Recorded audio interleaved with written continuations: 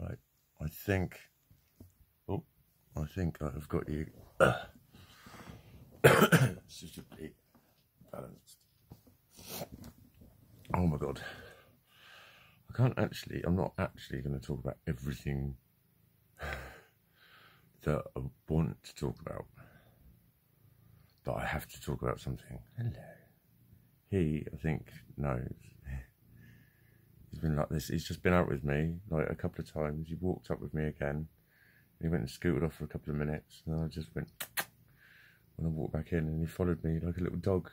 I'm taking him further. I've took him further away from the house this time. I'm going to get him up in the... I've found a little fairy wood. It's not. It's a fucking public park, but there's woods on the edge of it. And there's some really cool trees up a bank. It's quite fairyish. And I'll get him up with me. Because it's really eerie. That's another thing I was going to mention. It was fucking eerie. I know it's lockdown.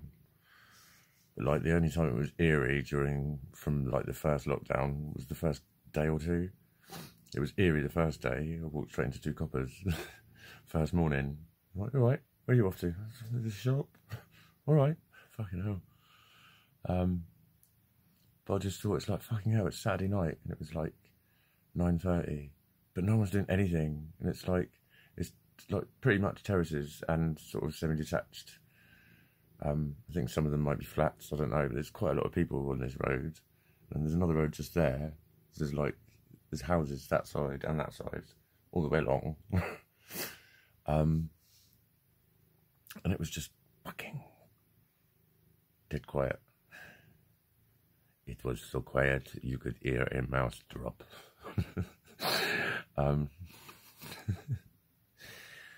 It was really weird. Blah, blah, blah. But, oh my god. Fucking yesterday, I had a phone call that I was not expecting. I think it might have been my actual fucking appointment. It was lucky I fucking answered it. It was lucky I was around. Like, I just got back from the shop and bought, like, coffee and fucking pastries. And I was about to eat them. And my phone went, and I recognised the number. I thought, that's the mental health team. But when the doctor calls, it's a withheld number. And I just thought, because I've been moving around, I thought, I bet they're checking on my address or something like that. So I just picked it up and I thought, yeah, I'll answer. I almost didn't answer it. And I answered it. And it was, it's Dr. Blooperty. And I was like, oh, hello. And he's like, how are you? Yeah, I'm alright. I was totally fucking bored. Why are you asking why I'm alright? What? What are you talking about? It's never 3 months since I spoke to him, because I thought I only lived at the last place for 2 months, and I lived there when he called, and I'd lived there a little while. And I didn't know if he was just, I was like, it can't be my appointment already, surely. It can't be. But I think it must have been. But he just kept firing loads of questions. But it was fucking horrible. It was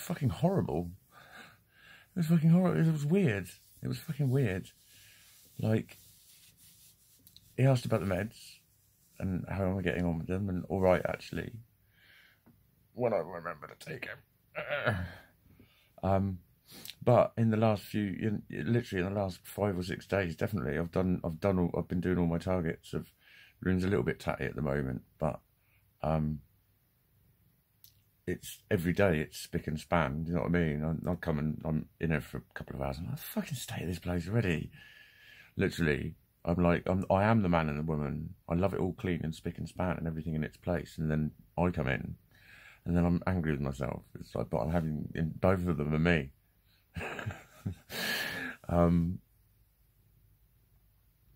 But no, it was like, I've been getting better. I've been getting more organised with things. What was it I did? I even introduced where I was going to keep my meds. I've been getting those weekly. I've been remembering. And I put them, they fitted. I was like, look at that little white box. And they fitted in between my 2 little white boxes, almost like a drawer. And I put my whirly crystal on top. And I remembered. I was like, oh my God, you remembered. Another thing I did, actually, I called myself a good boy. Basically, This is an interesting point. Because I was about to leave and I had my, I put my coat on and I thought to check for the keys and I almost didn't. And then I checked and I didn't have them and I walked back upstairs. And I just thought to myself, yeah, because I knew that I was going back out again in a minute, I'd have normally left them in my coat. I want to be careful for putting them on there. And I thought, no, don't be careful for putting them on there. This is correct. Do it. Put them on there every time you come in and take them from there every time you fucking leave. And I was like, but I kind of like, it's, I don't know, I spotted, that's where I start to make mistakes. That was my point. I make a conscious decision to think, hang on, no, I can't just put it there like right now. But I need to force myself because that's when I start to get fucking scatty and do shit like that, because I would have thought, I almost thought, no, they're in my coat. I know they're in my coat. Because they were in my coat and I was only in and out like 10 minutes later or something. So the organisation was better, has been better, has been getting better, even though like, I'm not feeling that great. But then it was just like, it was basically like a fucking assault on me. Like whatever I said, he seemed to just correct me or advise me, not just advise me, just fucking tell me. And, what was it?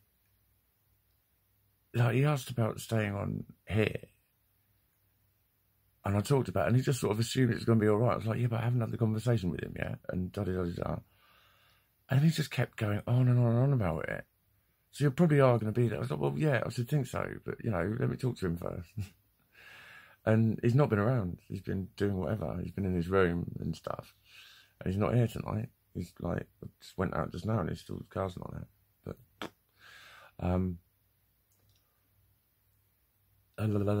anyway, I'd mentioned Gizmo, and then he spoke about it, and he said, and sorry, who's Gizmo? Is he your cat? And I said, yeah. And then he suddenly, and that was it when I talked about him, how old he was, and he said, oh, he's not got long left then, or something. I went, no, he's really healthy, because he is. You are very healthy, very well looked after cat. That was one nice thing that he said, actually.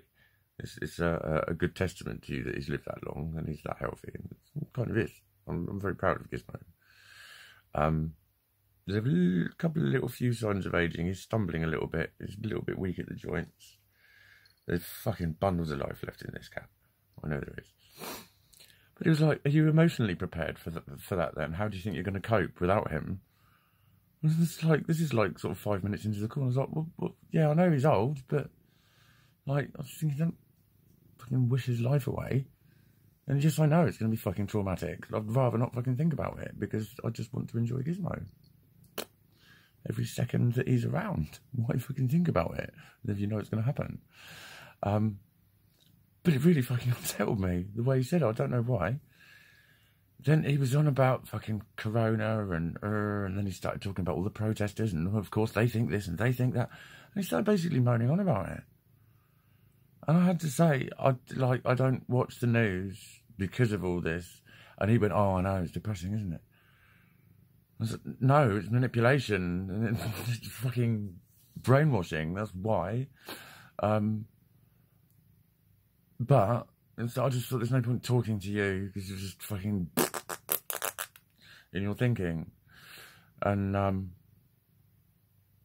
I'm supposed to be able to tell him shit like this. I can tell my key worker the shit I think. I can talk to her about it, and she just, it's a norm, you know, she just talks about it. And that started to piss me off. So I had to not actually get pissy, but I don't want to talk about that. Actually, it unsettles me. I just gave him a warning, really. Then he said, oh, and how's your leg now? Is that just sort of resolved now? And I went, no. So I'm like, massively not. And then I told him all the stuff, and I told him about being lied to, and that's when I heard him start fucking typing. Start making his notes. Well, he always does.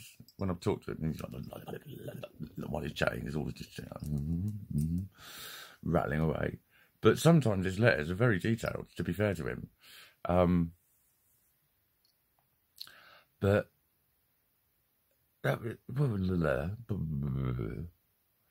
so all I was saying was that was it. He just started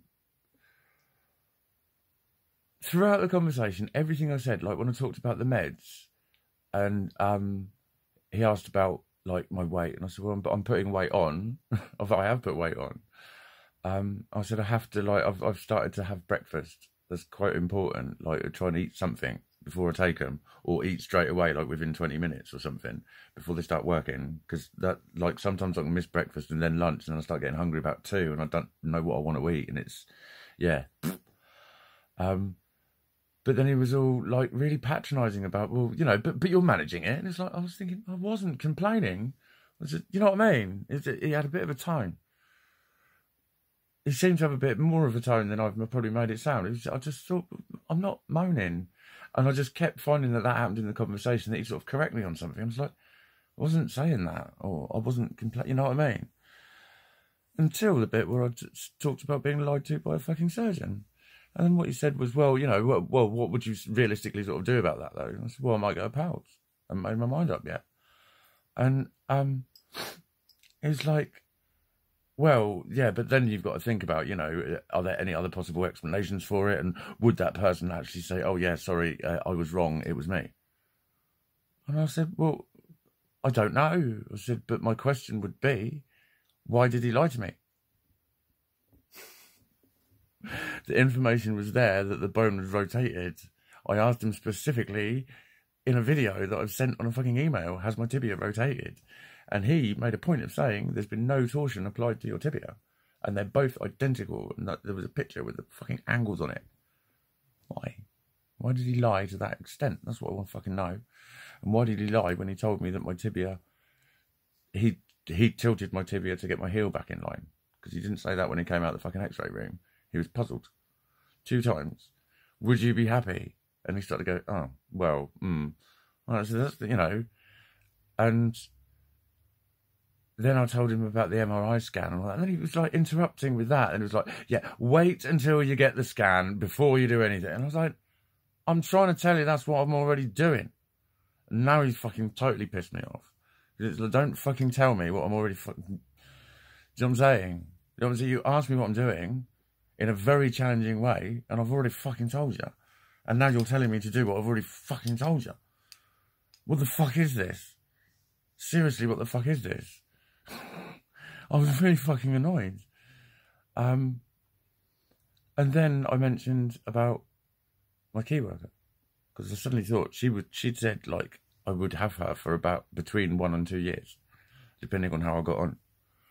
And then I moved out of area. But she knew it was temporary. She knew I was looking to move. And I think I'm in catchment for my old GP. So why would I not be? It was the same fucking doctor. So I mentioned that to him because it popped into my head. I don't know if I even thought about it before I even moved here. But then I didn't think of it again until the other night. But again, I'm not going to say that now because I still don't know if I'm going to be staying here. I don't know what his plans are. I haven't had a conversation with him. I'm here till the 20th. And hopefully that'll be fine. You never know. I'm really hoping it will be. He's just chill about it. But I've got to work with the fact that worst case scenario, I've got a week and a half to find somewhere. But I'll just find another way like this. And I can pack and move in probably a day. There's a fair bit of stuff, but I can do it. A lot of it's still packed, and like the furniture that's full of shit is rammed. It's all packed. That goes in the truck as it is, full of shit, full of stuff. If I pack more neatly this time and I dismantle my weights a little bit, because I went to put my weight bench in at the end and it wouldn't fit through the doors with the legs on, and it was like, oh, fuck off. I'm not digging my fucking spanners out now to fucking get the fucking things off there. Blah, blah, blah, blah, blah, blah, blah, blah. Hopefully it'll be fine. But it's just I suddenly thought that. It's like, you haven't actually done anything this week, and you could have done, and you haven't. And I was beating myself up about that. Because it's like suddenly, until I know, then I'm going to be fucking dreading it. So basically, it totally fucking pissed me off. I'm just very aware I've got a fucking end. I might even make another one about this. I don't know. I didn't really cover everything. I probably did. But it was like, that was supposed to be my interim call to check how I was doing. And ever since then, I've been paranoid, I've been fucking sick, anxious, all of that fucking shit, about all sorts of shit that I keep telling myself isn't real, and I know isn't fucking real. I'm doing every fucking thing I can to stop it fucking happening, and it's like, and that was just a fucking call from a fucking psychiatrist. They're supposed to fucking sort your head out. All he did was wind me the fuck up, make me angry, and make me really fucking paranoid and feel ill for 2 days. Nice one, Doc.